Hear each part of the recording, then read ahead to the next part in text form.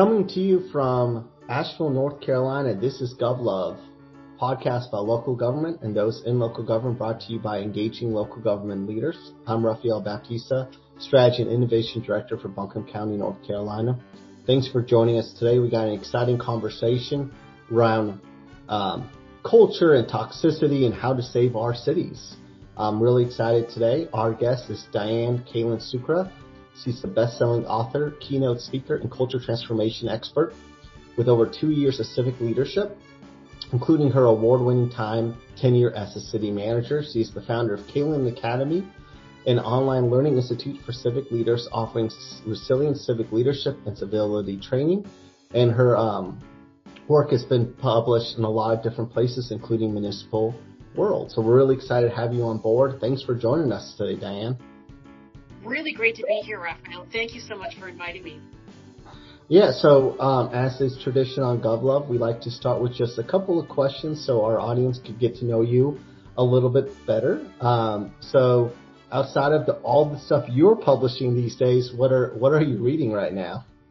Well, right now I'm actually reading a book I wanted to read a few years ago. It's Robert Putnam's The Upswing: How America Came Together a Century Ago, and how we can do it again. And I actually was, Robert Putnam's thinking has shaped a lot of my ideas. About 20 years ago, he wrote a book called Bowling Alone, where he raised the awareness around the decline of social capital in America, the decline in friendships and associations, kind of the glue that holds us together that today we're all much more aware of. But when he started writing about this, it was very rare. But more recently, like 4 or 5 years ago, he wrote a book called The Upswing. And that's what I'm reading right now. And he actually shows and charts how America has become a much more individualistic society, like hyper individualistic, and how in the previous times it was more communitarian, a more we society. And then he says, if we could have done it before, then we can do it again. And what I like about it is that he doesn't say it's left or right. It's like both the left and the right have become more individualistic in their politics and in their approach, and how together, we can kind of solve this polarization problem by becoming more concerned for each other and better community members. So that's what I'm reading right now, and finding it very encouraging. All right. We'll make sure to put it in the show notes for folks if they want to go read that book. It sounds really good. I'm actually looking for my next book, so that's a good one. Do you remember what your first concert was? This is always a tough question for me because I honestly don't remember my first concert. Do you remember your first? No, I don't. Yeah, I do remember my first concert because it was just such a big deal. Like we weren't a family of concert goers really so much, and if anything, certainly not pop concerts or the concerts that my friends were going to. We were kind of a classical music family, and so I was playing various classical instruments, and then we heard that Paco de Lucia was coming to Toronto, which is where I grew up, and he's a Spanish virtual flamenco guitarist, and that kind of virtuosity, I was just blown away. So I do remember that, and it was just my first sort of grown-up experience. We went out for dinner. That was a big deal for me. How old were you when y'all did that? I seem to remember in my teens. I don't remember exactly, but yeah. So at an age where a concert and dinner and all that's a big deal. Oh yeah, exactly. Nice. What is one celebrity you've met, and can you talk about that experience? It's interesting because you're asking the one person who's like, we live in a fame-obsessed culture, and I've actually always had a kind of countercultural aversion to it. I don't really know where it came from, but I certainly wasn't pursuing or logging celebrity encounters, or even I would probably encounter celebrity and not even realize it because I wasn't really engaged in celebrity culture or watching mainstream entertainment. So I think for me I've always been admiring people, who have wisdom, or people who are just or kind or compassionate, or really, that I love spending company with them. And those are the kind of people that really have the most impact on me. But you wouldn't recognize them as celebrities. And it's interesting because when I grew up later, I realized that this has been a theme in wisdom traditions around the world, but especially in the birthplace of democracy. Like in ancient Greece, the philosophers who were really like local government consultants because they worked in the city and they talked to people, they talked to local government officials and politicians and military people and business people and landowners, and they would consistently talk about how do we create the kind of culture where the people are not drawn to fame, where they're not just seeking the attention of the Olympians, right? The Greek athletes and the aristocrats, but actually wanting to elect and engage with wise guardians. And we see the same thing playing out today, where elections, we don't want them to be popularity contests. We want people to want to elect and be around long-term stewards of community. And so I suppose that's kind of consistent with my experience and potentially something that I think we're talking more about today as we look at this individual sort of personal success culture as opposed to how do we thrive together, right? Yeah. I like that response. So let's jump into kind of the topic for the day. You wrote this book, Save Your City, which was a really interesting read. Definitely learned a lot about philosophy, right? I guess I'll just start with what inspired you to write Save Your City, and maybe what's kind of why you wrote it and what you're hoping people to get out of this book. For sure. That's a really great and loaded question, Rafael.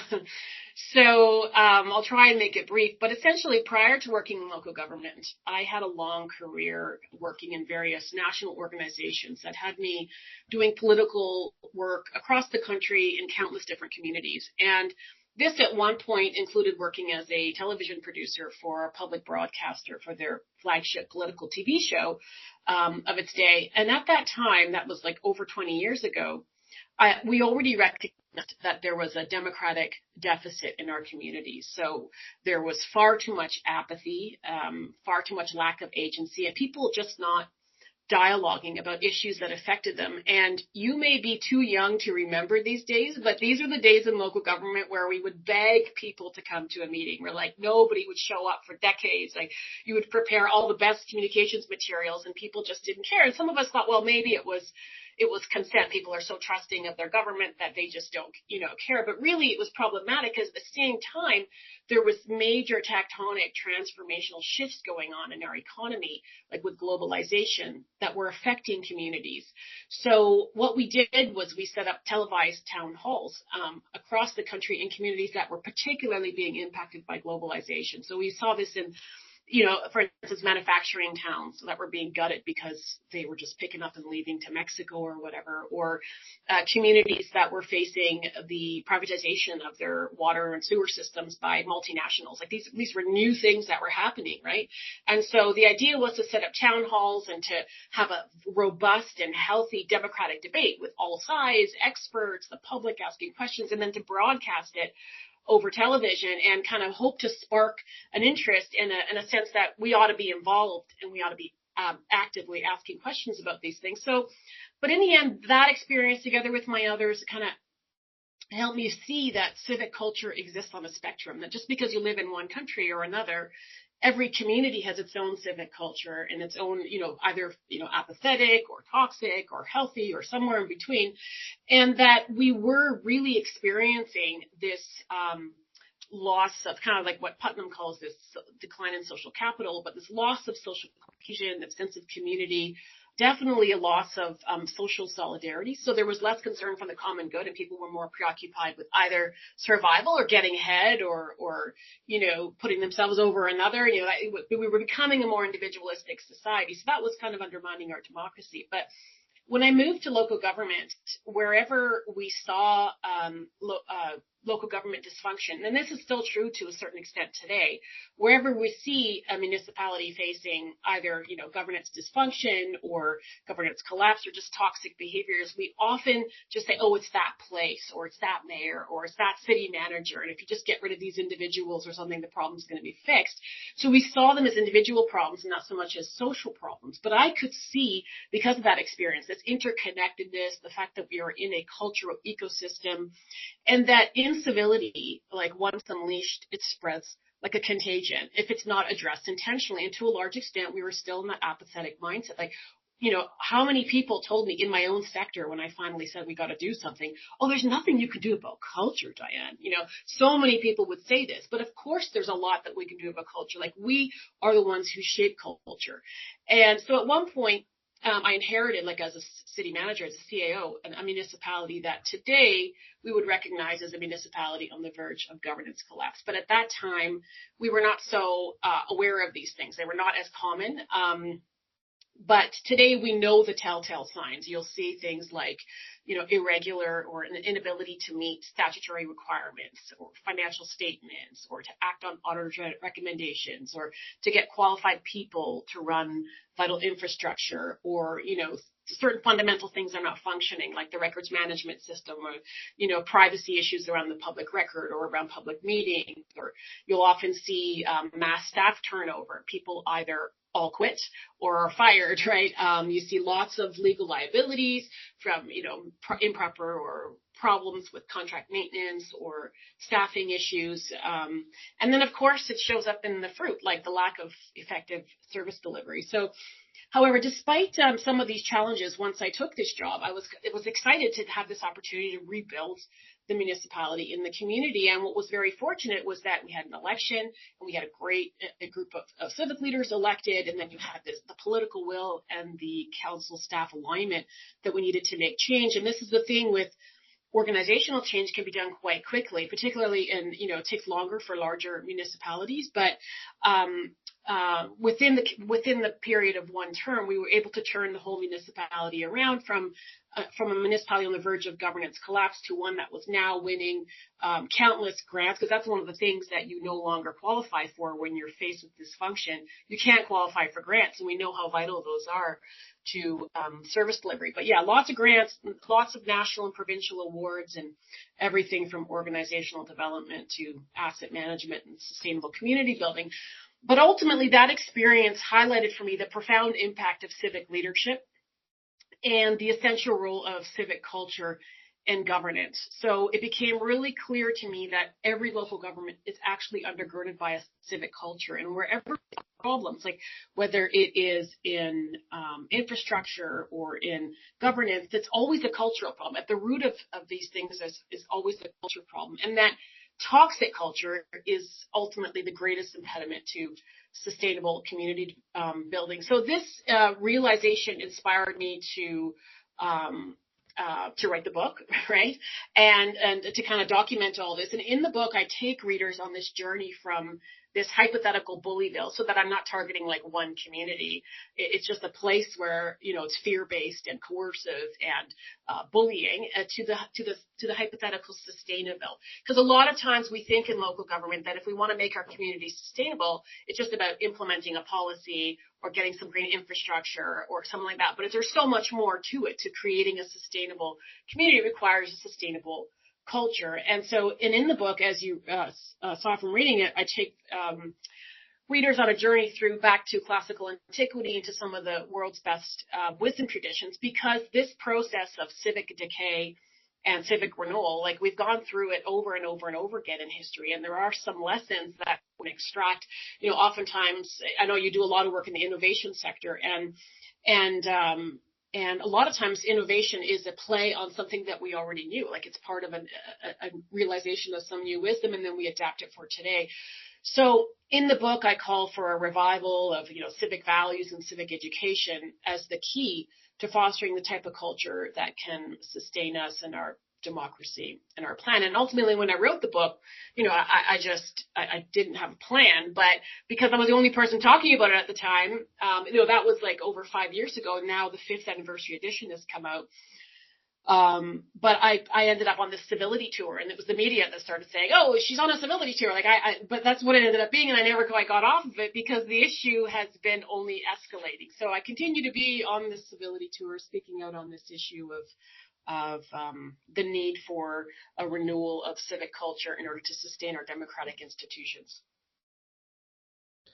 Yeah, well, I'm glad you wrote the book, and I'm glad you're doing, the civility tour in this conversation, because, I've been in 4 or 5 different local governments now, and yeah, it's a problem. One of the interesting things, I was in a conversation maybe yesterday about that. And so I was like, hey, how many people showed up to your, I'm in North Carolina, and in local government North Carolina, legally we have to present a manager's proposed budget. We have to do a public hearing, and then the board adopts their budget, sometime in June before the July deadline. And so it's like, oh, how much interaction did y'all have at our public hearing? I said, well, in our budget public hearing, I think we had one person show up who wanted us to fund more schools, but that was it. And they're like, oh, really? I said, yeah. And then at the meeting where the board actually adopted the budget, we had a bunch of people show up protesting about 5G, but I don't think anyone talked about the budget that day. So it's interesting how it feels like, you're talking about the apathy of the past. It feels like people are no longer apathetic, but maybe this is a, patronizing viewpoint from a guy who works in local government. It almost feels like the things that to me seem like the most important. Where do we spend our money? What are the big decisions we make? People don't really talk about those. They talk about other things. Again, maybe I'm wrong there, but that's just been my experience almost. I think it's universal, your experience, and very accurate in the sense that we may end up talking about it later, but one of the challenges, like one of the root causes of this cultural challenges we're facing is the lack of civic education, the lack of shared understanding. So this divide between what local government officials and staff are doing and what the public understands about it is massive and consistent everywhere. And that has to do with the lack of civic education. Like in Canada, for instance, I think 90% of Canadians wouldn't even pass the most entry-level citizenship test. And that's just on one level. But for the most part, and then even in the U.S. Department of Education has now had to acknowledge that they have a civic education problem in the country. But how do you ramp that up like overnight? And so that becomes our challenge. And so local governments that ultimately, you're responsible to inform, to empower, to collaborate, to potentially consult. But now I believe there's an additional responsibility of local governments to also educate the public, because there just is very little understanding of sometimes what level of government is responsible for what service, what is involved in decision making, like what other considerations are the elected officials, and the fact that they have to, I think to a large extent, we've turned citizens into consumers. So they kind of look at the government as something that owes them something. I put my money in the vending machine, and then I'm supposed to get a particular service out. And if they're angry at that, then they rate and judge and hit the vending machine. Like a consumer has no responsibility to the company to improve their product, but a citizen has the responsibility to consider the well-being of others, other competing interests, and all those kinds of things. So I think that it's part of the problem. And the very word toxic comes to us from the ancient Greek word for arrow. And so when we describe a culture as toxic, it's essentially one where people are piercing each other with arrows. So you see all kinds of harmful acts towards each other that defy the very meaning of community. So, you'll see everything from not just from the public to staff. You see it staff between staff. You see elected officials towards each other and elected officials towards staff. So you see all kinds of acts of, betrayal, reputational damage, stealing credit, threats, abuse, intimidation, unethical behaviors, lack of integrity, unfair treatment, and behaviors that are essentially fear-based and coercive. And culture, the word for culture is to cultivate. So in essence, we're all cultivators. We're all gardeners of this collective environment that we share, and as citizens and as civic leaders. And so when we allow these toxic elements to grow, they kind of choke out, right? It's like an unweeded garden, and they choke out the good activity that we need to deliver good services and to bring about human flourishing. So it's a huge challenge for sure. So let's talk a little about this garden, how we cultivate and garden this garden, right? And in the book, you talk about, there's the role of the community in the garden, and there's the role of the local government. So maybe let's talk about the role of the local government. You came into a city as a city manager, and we're dealing with the toxic culture, and we're trying to garden, cultivate that, right? So as a local government leader, when you say, hey, I have a toxic culture, where do I start? What's my starting point of starting to garden it to get it to be, sustainable? Well, yeah. So there are definitely steps, and in the 5th anniversary edition of Save Your City, I do include a downloadable poster roadmap for renewing civic culture, and everyone has a role to play, like elected officials, staff, and citizens, because we all have a sphere of influence. But before I get into that, to be sure that we're, first of all, identifying when a local government is facing toxic culture, because sometimes we confuse it with just ordinary conflict. Like, democracy is all about conflict of some type, disagreement. But the question is, when does it go from healthy to actually being toxic? And so, some of the signs I talked about was those signs of a community on the verge of governance collapse, like the staff turnover or the CAO turnover, or, council dysfunction, the lack of ability to engage in civil discourse, rising incivility, you see screaming matches, reputational damage, like when you're in that territory, then it's definitely time to act. And but before that, there are some more subtle signs. Like, we could be working in a local government, think, oh, it's no big deal, but it is a big deal because culture exists on a spectrum, and it can quickly flare up from just something really a negative culture into something very toxic quite quickly. So one of the big ones is gossip. Like, just the gossip, the sarcasm, eye-rolling, mocking attitudes. And there are actually leaders that lead with gossip. And you can spot this in an interview process, or you can see it sometimes in a culture where the staff is maybe gossiping about the elected officials or vice versa, and people are throwing each other under the bus. You'll also notice it in sometimes we're confused by the nature of solidarity and loyalty. So you'll see some places where there may be loyalty of the gang as opposed to true loyalty of the team. So when you're loyal to a gang, you'll engage in unethical behavior to defend the gang. But when you're loyal to a team, you do what's right. You're loyal to what's right and what's in the common interest and what's in the common good. So the other thing is noticing that, like, the us and them divides. Oftentimes an administration that is highly politicized is already on the path to toxic culture. Then there's lots of secrecy, and there's lots of alignments that are problematic. And again, the use of coercive methods to get things done. So scapegoating, bullying, harassment, psychological abuse, shaming, humiliation. And so that's a big thing, like, the whispering campaigns, because we have normalized, like, one of the things about dysfunction, it's like a dysfunctional family. When you're in it, you think it's normal until someone says, no, actually, there's another way to do things. So I think one of the big ones is that, and it's also important to ensure that the public has an awareness. For a long time, we were kind of suffering in private that there was an issue, but local governments don't exist separate from society. It's the same toxicity we see in workplaces and schoolyards and neighborhoods and communities exist in local government as well. And I think there was some recent examples real life examples of toxic culture in local governments that help to raise not just the national awareness, but global awareness. And don't know if you remember during COVID, the Hanford Parish Council meeting in England, there was, all of us went viral, went online for our council meetings, right? And oftentimes we were not aware. We always thought nobody was watching, right, for the most part. But there was a 17-year-old kid in England that watched his Hanford Parish Council meeting in Cheshire, England, that went completely sideways. Like, it was chaotic. It was shouting, disruptive phone calls. Parish councillors were being ejected, like, out of the Zoom meeting. So they did, boom, just out of the meeting, right? And, like, all kinds of things. And then there was this famous moment where one of the elected officials told the monitor that was there that you have no authority here, and it just got way out of control. And then it went viral. Like, I think the Guardian newspaper picked it up and had millions of views around the world. And all of a sudden, everybody knew, wow, local governments can be really, who would have thought that there was kind of this governance dysfunction happening at a community near you?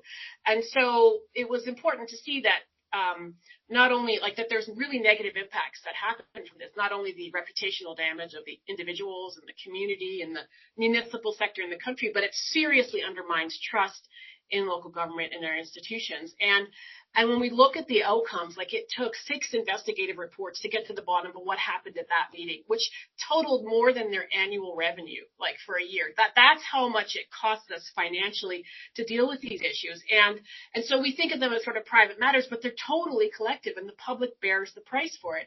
And then, of course, there were costly by-elections and not to mention the impact on staff and the morale and service delivery, right? So, and the sad thing is that what happened at that council meeting is actually not that unusual.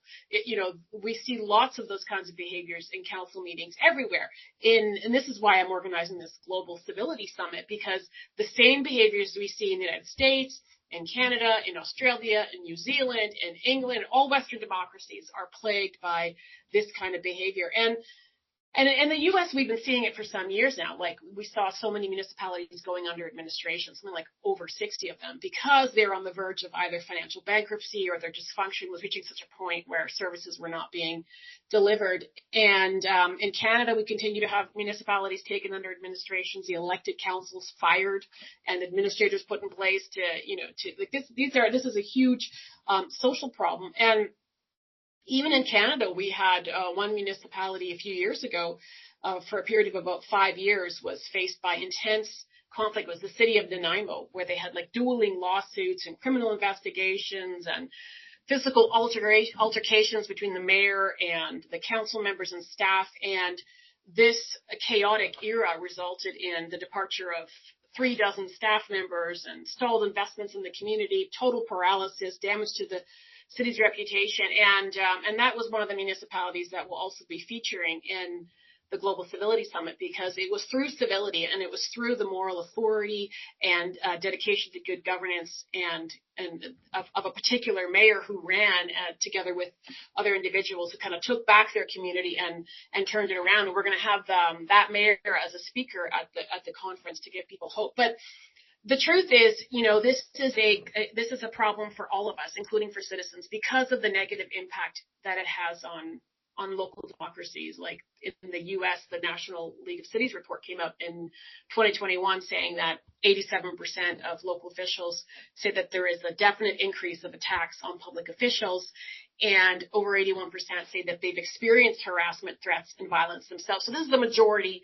problem. And now the Brennan Center for Justice report this year said that elected officials are experiencing not just more harassment, but escalation in the intensity and degree. So now it went from, maybe some harsh behavior, some insults, humiliation, to far more threats now, and actually much more physical violence. So we see, something like 40% of elected officials in the United States are considering not running again because of the abuse and intimidation. That is so significant. An equal number of politicians are staying away from controversial topics and even from attending public meetings because they're afraid for their safety.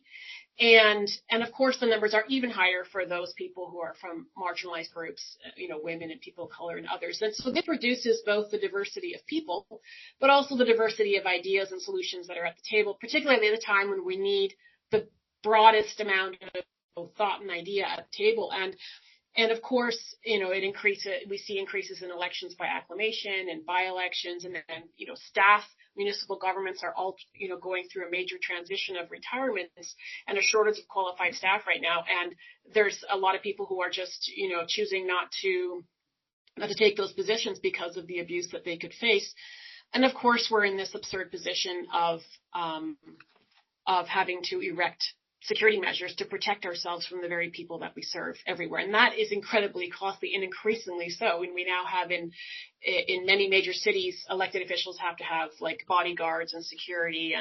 And we see, again, that exists on a spectrum. You'll go to some countries like in the Philippines or Latin America or South America or Africa, where elected officials have to have 10, 12 bodyguards and bulletproof vehicles. This is where it goes if we don't become intentional about culture and stop it. So when it comes to where on earth does a local government start? Well, again, it happens with leadership, and it happens with consciousness. So the need to be aware and intentional about culture. And it can't just be one individual. We all have a role to play, and we all have a sphere of influence. So if you're not the person in power, you're not the mayor or the elected officials or the city manager who can make really dramatic change from the top, well, we all can do our part. So within our sphere of influence, we can form a kind of civility circle around us, one that does what we can to foster safe spaces, to offer kind of sanctuary to practice those civic skills of dialogue and debate and listening and understanding, and to show respect and cherish others. If you're a department head, you can potentially provide a measure of psychological safety for the people in your department, being inclusive and celebrating diversity, encouraging collaboration. But yes, there definitely is a role to play. And in our Global Civility Summit that's coming up, it's called Tackling Toxicity, Cultivating Civility. We actually go through the roadmap and have civic leaders who I encountered on my journey who have excelled in all the various areas of the roadmap, which include starting with ourselves, being civil and being an upstander. Like if you're a local government official, are you living in accordance? Are you practicing the values that's in your policy documents, right? It's almost impossible to address incivility from the public when the council's behaving badly, right? Or when senior staff are doing so. And so we go through the roadmap. The second step would be to assess culture risk, to actually understand it, to be able to diagnose your culture, we measure what we treasure. And the idea is to measure well-being, to understand that the role of local government is to bring about the social, economic, and environmental well-being of the people in the community. That means we all have a role to play. Mayors and, councillors have a role to play in that. Senior staff have a role to play in that. Frontline staff have a role to play in that. And citizens do as well, because we're all committed to that common purpose. So there's that unity of purpose. And then again, doing what you can within your sphere of influence, and ultimately trying to address this issue of this lack of, I call it like the lost in translation between citizens and their governments, where we don't seem to be speaking the same language anymore. And so prioritizing civic education and training, I think for senior staff, in particular in city hall, ensuring that we're presenting the servant leadership ethos, and that we're doing training in emotional intelligence, and how do we actually, the mechanics of treating each other with respect, and then ultimately loving our neighbor, like the golden rule reflected in person, policy, and action. And again, so in order to make this really clear, I've ensured that we have civic leaders who've excelled in all these areas presenting at the Global Civility Summit. Hey friends, ELGL is excited to celebrate the 9th annual City Hall Selfie Day on Thursday, August 15th. This is your opportunity to showcase pride in local government by snapping a selfie in front of your favorite local government building. Just use the hashtag CityHallSelfie and tag ELGL when posting your pics on social media. Get your friends, get your coworkers, and get creative to compete for prizes in categories such as Best Dressed, Best Community Engagement, and People's Choice. Visit elgl.org for more information. We can't wait to see your beautiful faces and community pride on August 15th. Yeah, the summit sounds exciting. Do you want to tell our listeners a little more about kind of how they can engage with the summit when it's coming, just to make sure we don't lose that piece? Because it sounds, you've told me a little bit about it, and it sounds really interesting. Yeah, so it is a summit that includes political and staff leaders civic leaders essentially from the United States, from the United Kingdom, from Australia, and from Canada. And the keynote speaker is the mayor of San Antonio, Texas, Mayor Ron Nirenberg, who has launched a number of initiatives related to cultivating compassionate culture within the city, including education issues, like just phenomenal stuff. The mayor of the city of Winnipeg of Canada is the other keynote speaker, but we have, like I said, speakers from all across the world, showing that this is a global problem with local solutions that we can all adapt, and highlighting the fact that civic leaders are culture shapers. So it's an online conference, an online summit. It's free, and the way to register is to go to Kalen Academy, KALEN academy.com/summit. And yeah, so we'll be hearing from a number of incredible speakers. So, you talked about, the golden rule and all these great strategies that communities and leaders can take on to address this toxic culture. And I generally try to be an optimist in life, especially in the workspace. But I got to say, it feels like our communities are just getting more and more toxic. And I'm going to be honest. It feels really hard to be an optimist around this topic. You've laid out some great strategies, but ultimately at the end of the day, someone's got to actually pull the trigger and take these strategies on. And in the book, you have a story in which you talked about your podcasting days, and they had that show. You initially started this podcast talking about the apathy, so they created that show around the healthy debates. But in the book, one of the things you talk about is at one point they realized they could get more viewers by having less of a healthy debate and more of just people, one guy kind of sharing his opinion, right? I don't know. It's hard to be an optimist. Maybe I need to go to this Civility Summit, and maybe I'll be inspired there. But I promise you will be inspired.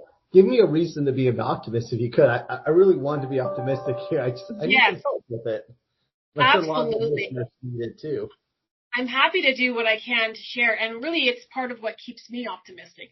The first thing is, indeed, absolutely, at the summit you will be completely inspired because you'll have an inner look into the thinking and mindset that keeps political leaders, civic leaders on the front lines continuously empowered to pursue this vision of a community where everyone belongs and where we all actually flourish, because it's easy to become cynical in this culture. But at the same time, just like this idea of the equality and value of every human being is the democratic ideal. And it's not just something that happened with the American Revolution or the French Revolution. It happened a couple thousand years ago when this idea entered into the consciousness of humanity, that just a second, like there's a lot of systems like caste systems or the other systems throughout history where if you were born a slave, you felt that that's who you are, and you had no right to be anything other than a slave. You were going to born and die a slave. But once that idea entered into the human consciousness, it's like the democratic revolution is over 2,000 years old. And it has been like the civil rights movement is an example of trying to deliver on that promissory note, as Martin Luther King talks about it. Everywhere you go around the world, this democratic ethos spreads because people are not going to accept for any long period of time being subjugated in any big way. Now, there's new forms of subjugation and like wage slavery and all these kinds of ideas that people talk about, or even oppression and still not having your rights being acknowledged. But it is a process, and we may take some steps backwards, but we'll ultimately return. And the healthy, as human beings, like I said, we go through this process of cultural decay and cultural renewal.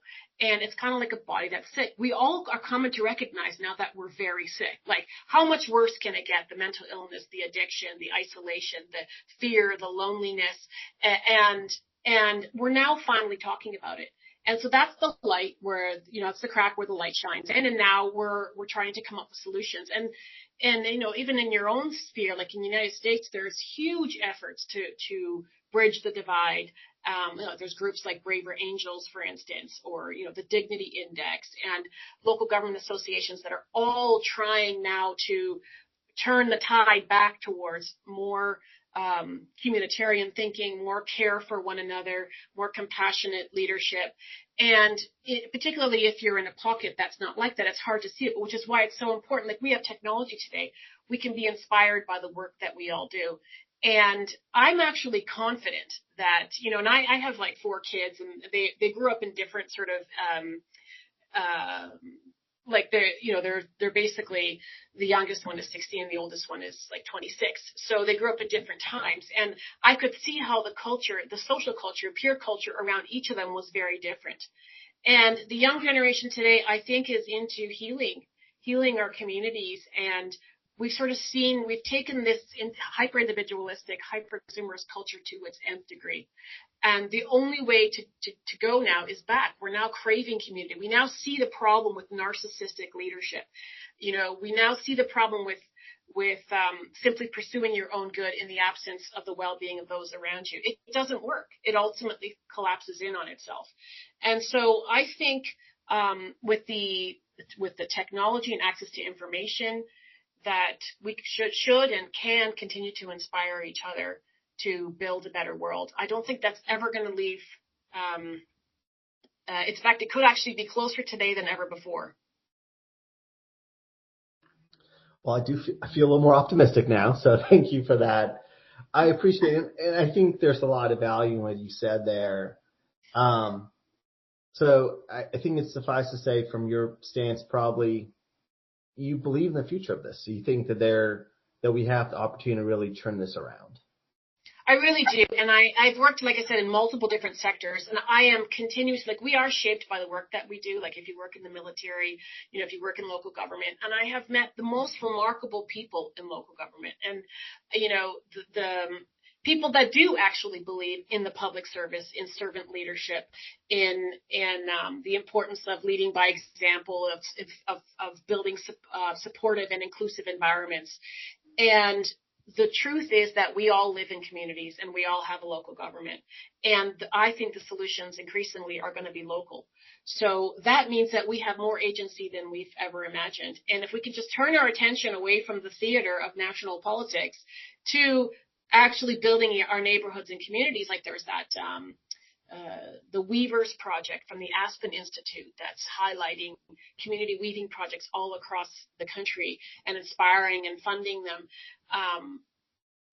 Like I think about Fred Rogers, for instance, that in the 1960s, he recognized this unraveling starting, and he did his part. And we can all just do our part.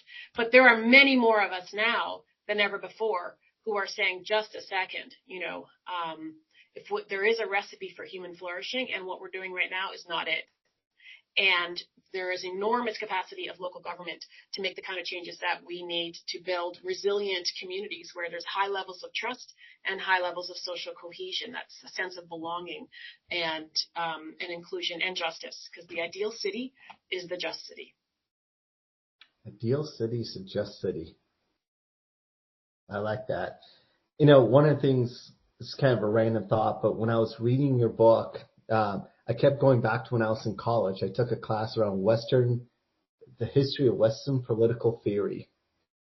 And the professor would always quiz us on which philosopher said this or that. And it kept bringing that up to me. It was a random, sometimes there's things you can't forget. And that was one of them that your book brought up.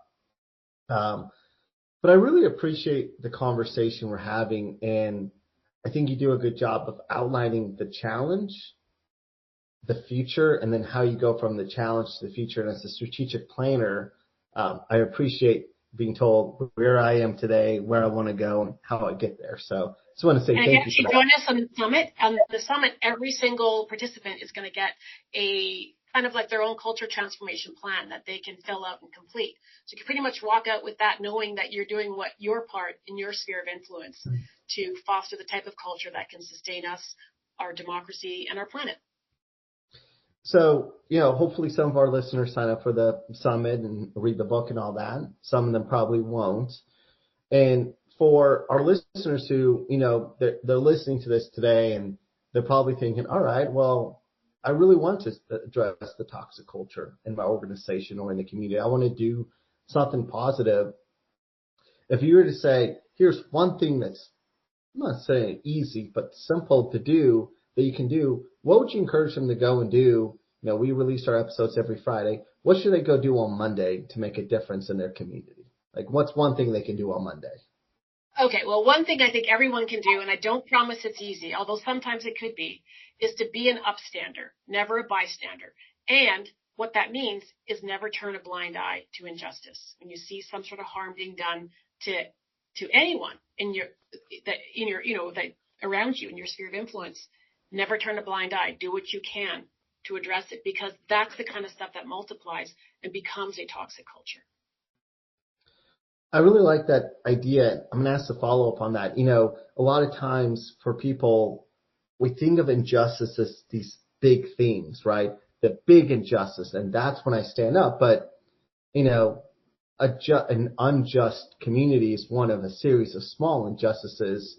Exactly. Can you maybe give us an example of a time you've done this or you've seen someone do this action of being an upstander on things that we see day to day that maybe we don't realize lead to injustice? Well, we do.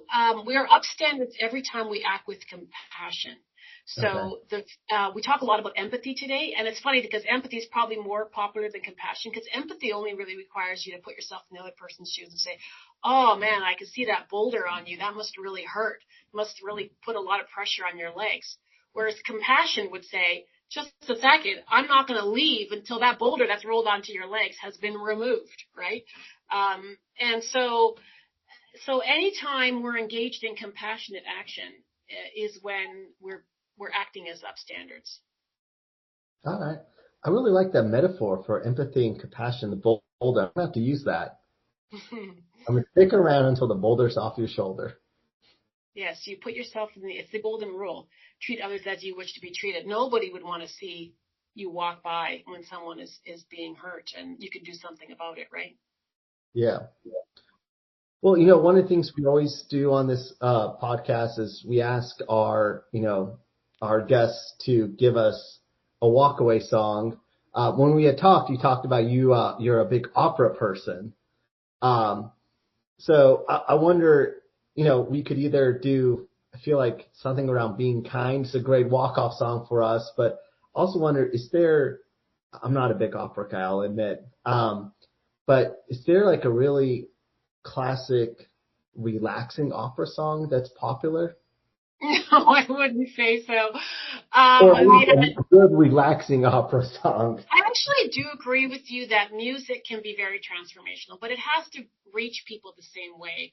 In fact, music is so potentially powerful that it can move social movements. Like you look at guys like Bob Marley. Like I would say, his music can truly inspire people into kind of loving action. And but whether there's a song from today that would resonate with a broad group of people, I don't really know. But I know, for instance, from my own culture, there was a musician by the name of Tosia Proeski, who he was killed in an accident a few years ago. And in Eastern Europe, right after the division, like Yugoslavia had that civil war, and all of a sudden people who had lived together as neighbors were all killing each other. And really, we're talking today a lot about civil war in America and in Western democracies as a real potentiality. And after the Civil War, he began singing about love, and he would begin all of his concerts by saying, "I love you all." And so I just think any musician that is cultivating those feelings of love and human connection and compassion is doing their part to weave the social fabric to get together. And so I encourage everyone to find that song that resonates with them on that message. All right. I love it. That's great. And what a powerful thing for him to do at his concerts. Really, really courageous, because there was still a lot of hatred and animosity. I mean, people like Serbians and Croatians and Bosnians and Kosovans had been killing each other, right? And it reminds me of Nelson Mandela and saying, "I forgive you" after apartheid, right? That's right. Exactly. Very much so. And we're learning a lot now about the power of forgiveness, the power of gratitude, what it takes for real conciliation, what it means to give a real and full apology. I think we're all a little bit tired of that, disingenuousness that has become normalized in our culture, and we're seeking real human connection. And it's available to us all at any minute of the day if we just let down that mask and be ourselves. And I think that, we're all empowered to do that. Something all of us can do. Well, Diane, thanks so much for joining us on Gov Love today. Really appreciate this conversation. I think it's going to resonate a lot with our members. Talking about mental health, talking about culture, and all these things. These are things that our members have talked a lot about over the last couple of years. I think this is going to hit home for a lot of folks. So thank you again for joining us, and thanks to our listeners for listening to this episode of Gov Love. Gov Love is a podcast about local government brought to you by engaging local government leaders. The best way to support Gov Love is to become a member of Engaging Local Government Leaders. So thank you so much.